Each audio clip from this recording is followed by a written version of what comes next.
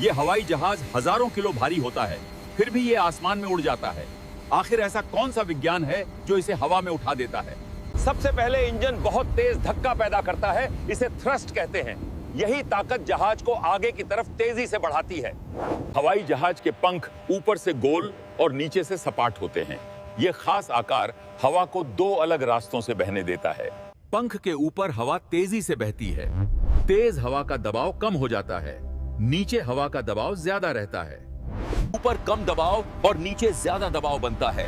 ये अंतर जहाज को ऊपर की तरफ धक्का देता है, इसे लिफ्ट फोर्स कहते हैं।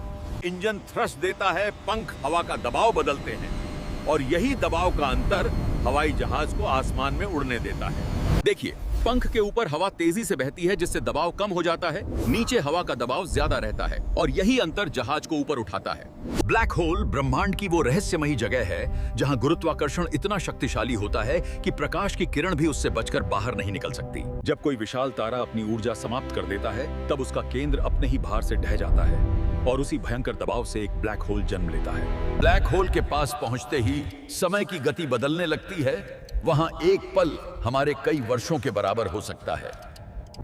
यह चमकती हुई सीमा इवेंट होराइजन कहलाती है। इसके पार जाते ही वापसी असंभव हो जाती है। जहाज भी लोहे का ही बना होता है, लेकिन यह अंदर से खोखला होता है। इससे उसका कुल घनत्व पानी के घनत्व से कम हो जाता है।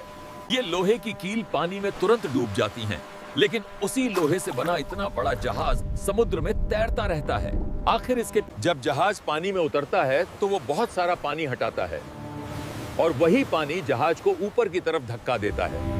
इस कील का आकार छोटा है और इसका वजन पानी से ज्यादा है।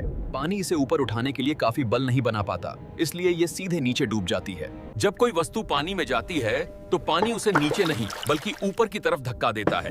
इसी ऊपर वाले बल को ब्यूएंट फोर्स कहते हैं। इसे उछाल बल कहते हैं।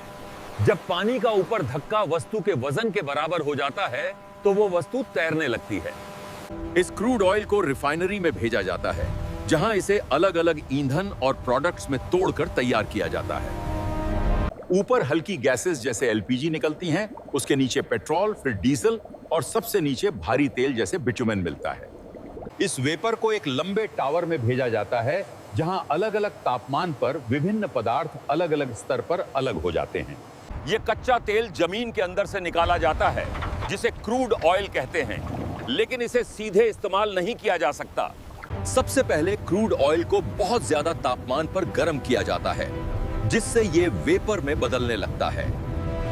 इस तरह क्रूड ऑयल एक कच्चा पदार्थ होते हुए भी रिफाइनरी में प्रोसेस होकर कई उपयोगी चीजों में बदल जाता है।